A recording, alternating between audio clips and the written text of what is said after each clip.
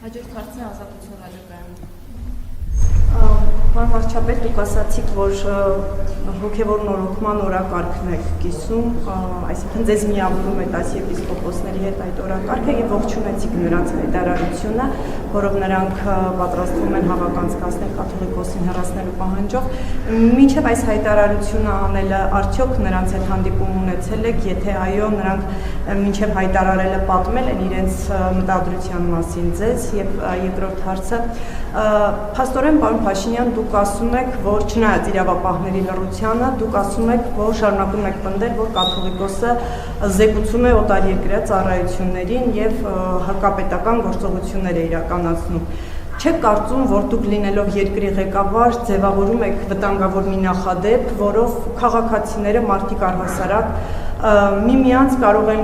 խիստ ծանր մեղադրանքներ հնչեցնել, այս դեպքում դուք գրեթե պետական դավաճանության մեղադրանք եք հնչեցնում կաթողիկոսին եւ կատարել դրանից բխող գործողություններ։ Եվ դուք փաստորեն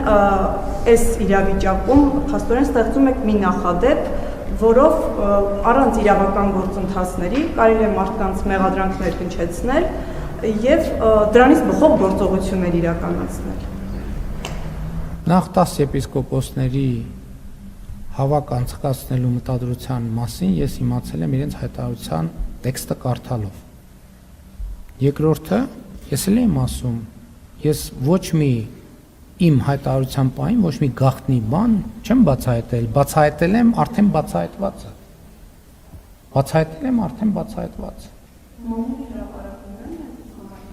Մամուլի հրապարակում, մամուլը փաստաթուղթ է հրապարակել։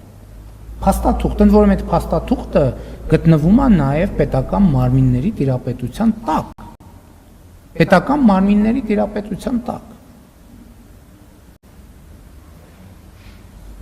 Ինչ կա, իմ ասածի մեջ ոչ մի նորություն չկա։ Ոչ, ես մտանգավոր նախադեպ չեմ ձևավորում, որովհետև ի տարբերություն ոմանց, այդ թվում ցավոք լրատվամիջոցների, անհիմն հայտարարություններ չեմ անում։ Դա կոնկրետ հիմնավորումներ ունի եւ հրապարակային են այդ հիմնավորումները։ Իրավական process ինչու՞ պետք է հետևի դրան։ Իրավական process, որովհետեւ իրավական process-ը ունի բազմաթիվ նրբություններ։ Այդտեղ նաև միջպետական հարաբերությունների 1000 հարց կա։ Ընդհանրապես, եթե դուք ուշադիր լինեք այդ ոլորտներին, կտեսնեք, որ շատ կարևոր նրբություններ կան, որոնք պետք է հաշվի առնել։ Հաջորդ հարցը Արմեն Պրասի։ Պարոն վարչապետ, ադրբեջանական լրատվամիջոցները տեղեկություն են տարածել, որ սկսվել է նավթամթերքի արտահանման գործընթաց այսօրվանից դեպի Հայաստան, ինչ մանրամասներ կարող եք ներկայացնել, խմբաքանակ, դա կանոնավոր գործընթաց է լինելու, թե մեկ անգամյա է այս բեռնափոխադրումը։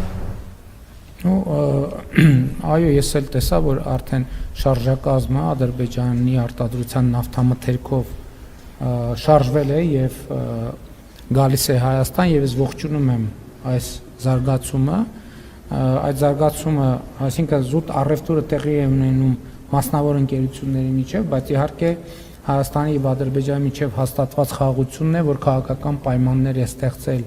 այդ առևտրի համար, իհարկե նաեւ քաղաքական մակարդակի պայմանավորվածություններ են եղել, որ հնարավորությունների մասին երկու երկրների գործարար շրջանակները կտեղեկացվեն եւ համապատասխան հետաքրքրության արկայության պարագայում նրանք արդեն գործարքները կկնքեն, գործարքը կնքված է,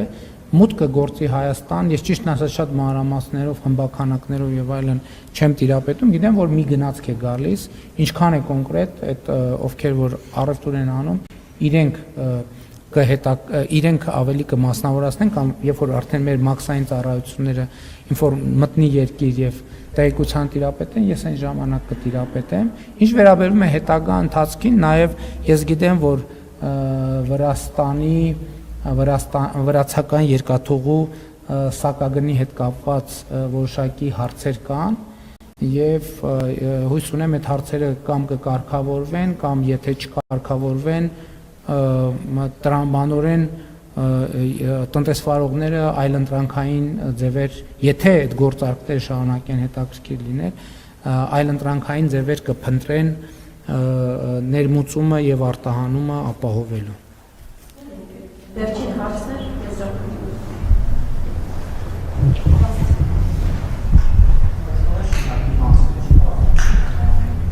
Ինչ։